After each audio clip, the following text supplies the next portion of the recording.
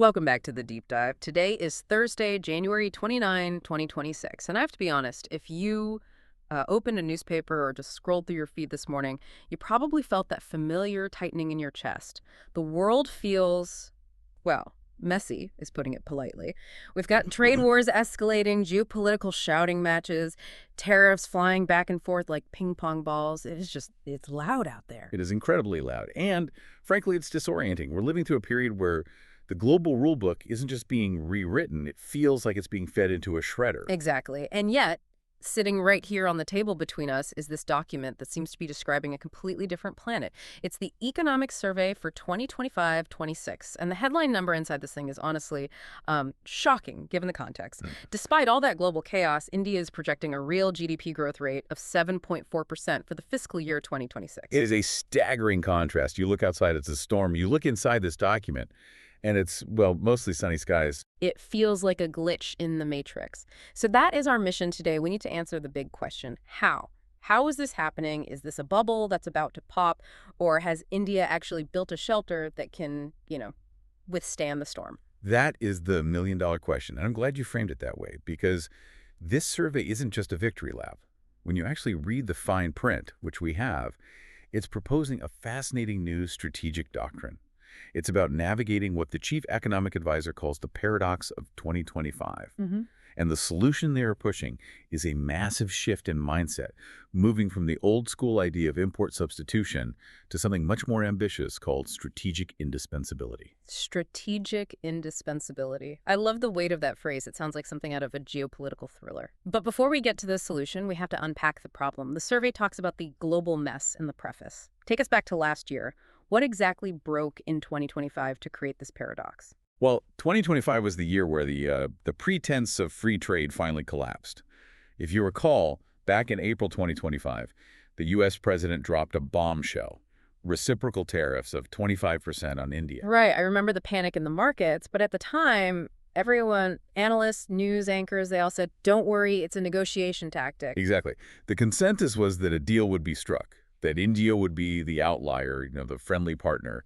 But then August rolls around, and instead of a deal, the White House announced another 25% penal tariff on top of the first one. So we aren't talking about a minor adjustment. This is a massive wall being built around the world's biggest consumer market. Precisely. And this leads us to the paradox of 2025. Here's the logic. Last year, India arguably had its best macroeconomic performance in decades. Growth was up, inflation was down, deficits were shrinking. In a rational world, foreign investors should have been backing up the truck to buy rupees. The currency should have skyrocketed. But it didn't. The rupee actually struggled. It underperformed. And that is the paradox. You can ace the test, get straight A's, but the global teacher still marks you down because the school itself is on fire. The survey explains that in this fragmented world, global capital has become incredibly risk-averse. Success is no longer automatically rewarded with currency stability. The vibes of the global system matter more than your domestic spreadsheet. That is a terrifying realization for a policymaker. You can do everything right at home, but if the global mood is sell everything, you still get hit. It's like being the best swimmer on a sinking ship. That is a very apt analogy. And this realization is what birthed a concept the survey introduces in Box 1.1 called economic statecraft. Economic statecraft? That sounds like using money as a weapon. In many ways, it is. The survey argues that we have moved past the era of pure economics. We are now in an era where economic tools are used for security ends. I mean, look at the evidence. The U.S. export controls on chips to stop adversaries from getting AI capabilities. The EU's carbon border adjustment mechanism, the CBAM, which effectively taxes you for not being green enough, or China's tight control over critical minerals. So the argument is that the rules of the game have changed entirely. It's no longer about who makes the cheapest widget. It's about who controls the widget that runs the world. Exactly. It's about leverage. And that brings us back to that phrase, strategic indispensability. This is the core argument in Chapter 16. Right, let's dig into that. We've heard Atmanirbhar or self-reliance for years now. How is indispensability different? Is it just a rebrand? No, it's a fundamental evolution in strategy. Swadeshi, or self-reliance, is defensive. It's about building a fortress. It says, I will grow my own food and build my own factory, so if you cut me off, I won't starve. It's about resilience, taking a punch, and staying standing. Okay, so resilience is wearing a helmet. Right. Strategic indispensability is offensive. It's saying, I make the component that your economy needs to function, so you simply cannot afford to cut me off. If you hurt me, you hurt yourself. Ah, I see. One is I don't need you. The other is you desperately need me. Exactly. It's about integration, not isolation. The survey references the Power Gap Index by the Lowy Institute. I saw that chart. India's score was a negative 4.0. That doesn't sound great. It sounds bad, but it's an opportunity metric. It means India is punching below its strategic weight. We have the massive population, the huge economy, the military, but we aren't exerting the influence we should be on the global stage. The goal of strategic indispensability is to close that gap, to become a node in the global network that cannot be bypassed. And how do we actually do that? Because saying it is one thing, but execution is another. The survey talks about an entrepreneurial state. Now, usually when I hear government and entrepreneur in the same sentence, I get nervous. It sounds like the state trying to pick winners, which usually ends in a mess. It's a provocative term, isn't it? But the survey clarifies this isn't state capitalism where the government runs the airlines and the steel mills. It's about a state that structures risk. Unpack that for us. What does structuring risk look like in the real world? Think about the semiconductor mission or the green hydrogen mission. These are multi-billion-dollar bets. They are incredibly high risk. A private company, even a big one, might look at that and say, too scary, the return on investment takes too long, I'm out. The entrepreneurial state steps in and says, we will absorb the initial risk, we will provide the capital scaffold so you can build. So it's shifting from just regulating, telling you what you can't do, to enabling. It's the government saying, we'll be the venture capitalist for the nation on the stuff that's too big for anyone else to handle. That's a great way to put it. Less red tape, more red carpet for the really hard problems. Okay, so that's the grand strategy for the world stage, but we need to pivot to the domestic engine. Because you can't have 7.4% growth just on strategy papers. Someone is buying things. Someone is building factories. Oh, the domestic engine is absolutely doing the heavy lifting here. If you look at the breakdown of that growth for FY26, it's driven by domestic demand. Private consumption is up 7.5%. And that is the highest jump since 2012, right? Yes, that means people are actually opening their wallets, consumer confidence is back, and it's not just shopping, it's investment. Gross fixed capital formation is hovering at a very healthy 30% of GDP. Let's pause on gross fixed capital formation for a second. For the listener who hasn't touched an econ textbook in a while, what are we actually measuring there? Think of it as building stuff that lasts. It's the concrete poured for a new factory, the steel for a bridge, the machinery inside a plant. When that number is high, and 30% is high, it means businesses are betting on the future. You don't build a factory today if you think next year is going to be a disaster. The survey uses a metaphor here that I really liked. It says, India must run a marathon and sprint simultaneously. Usually, if you try to do that, you pass out at mile 2. What does that mean in economic terms? It captures the dual challenge perfectly. The marathon is building those long-term assets we just talked about. Infrastructure, education, health. Things that take 10 years to pay off. The sprint is reacting to these sudden shocks. The U.S. tariffs, a spike in oil prices, a currency fluctuation. The survey argues India doesn't have the luxury of choosing. It has to build for 2047 while dodging punches in 2026. And looking at the sectors, it seems the manufacturing sector is putting on quite a sprint. Growth at 8.4%. This is a crucial data point. There has been a long-standing myth, and you've heard this, that India is purely a services economy. India is the back office, China is the factory. Right. We code the software, they build the hardware. Exactly. But 8.4% growth in manufacturing suggests that the Make in India push and the PLI schemes are finally biting. We are seeing a structural shift where manufacturing is becoming a genuine engine of growth, not just a sidecar to the IT sector. And we can't ignore the base of the pyramid, agriculture. It's penciled in for 3.1% growth. That sounds modest compared to manufacturing, but you found an interesting nuance there regarding stability. Yes. The crop sector wheat, rice is always volatile because, well, the monsoon is the boss. But the survey points out that the allied sectors, livestock, fisheries, dairy, are growing steadily at around 5–6%. So cows and fish are the safety net? Literally, yes. They provide a diversified income stream for farmers. So even if the harvest is average, the milk and poultry income stabilizes the rural economy.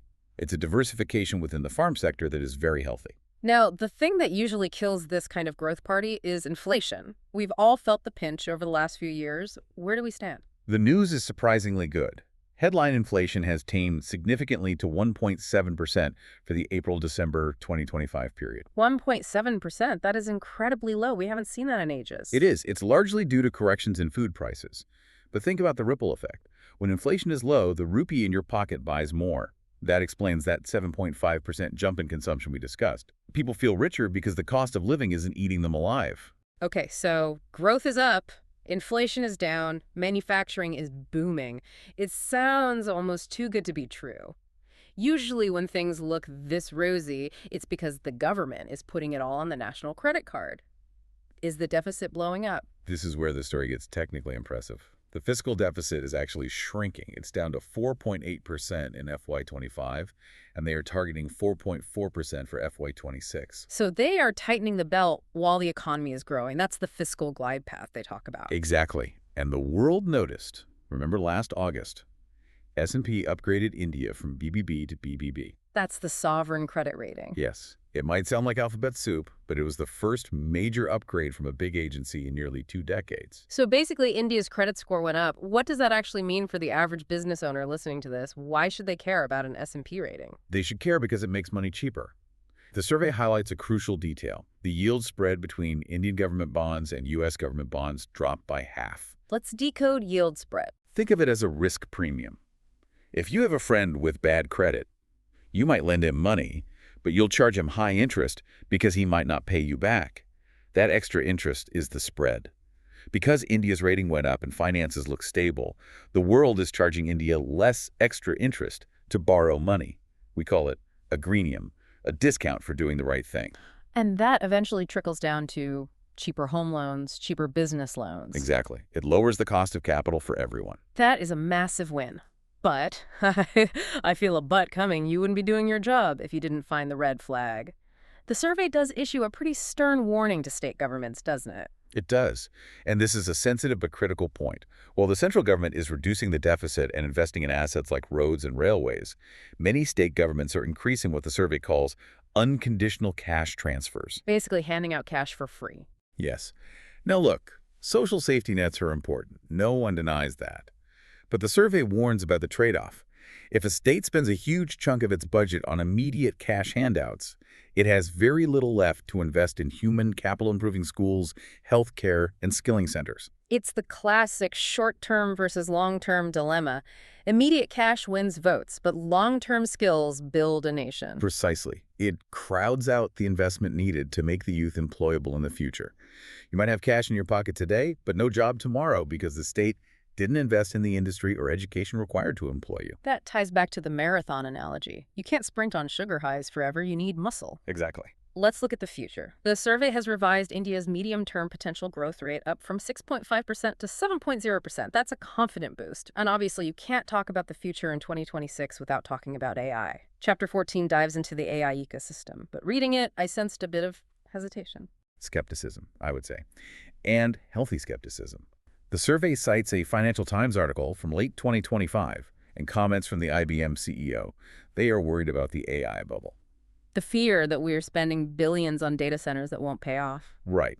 There is a concern about the financial risks, billions being poured into infrastructure for large language models that might not have a clear business model yet.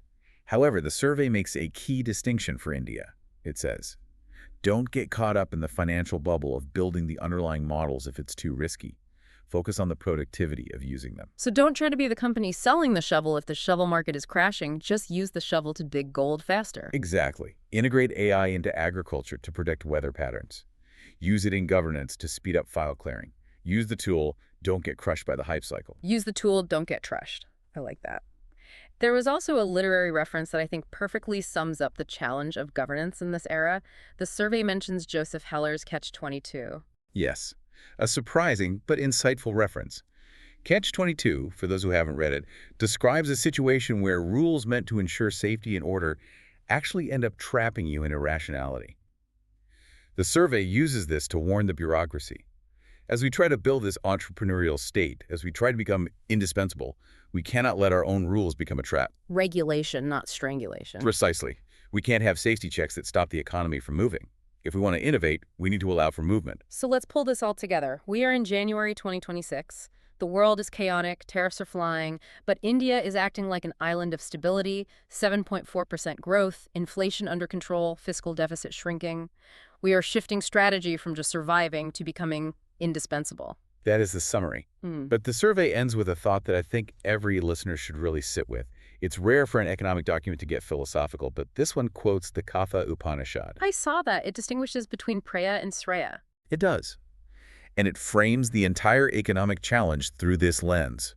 Preya is that which is pleasant. It's the fleeting pleasure, the short-term gain. In political terms, maybe that's the populism, the easy cash transfers, the consumption boon fueled by debt. And Sreya. Freya is that which is good, the rightful path. It is often difficult. It requires delayed gratification. It's choosing to build the bridge today so your children can cross it tomorrow, even if it means you have to walk the long way around right now. That is profound. It turns economics into a moral choice. It does. The survey poses a question to the 1.45 billion people of India. In a democracy, can the electorate and the state collectively choose Freya? Can we choose the harder path of building assets, skills, and strategic strength over the easy path of short-term consumption? Yeah, that's the ultimate test, isn't it? It's not just an economic question, it's a societal one. Can we play the long game? If we can, that 7.4% growth isn't just a number.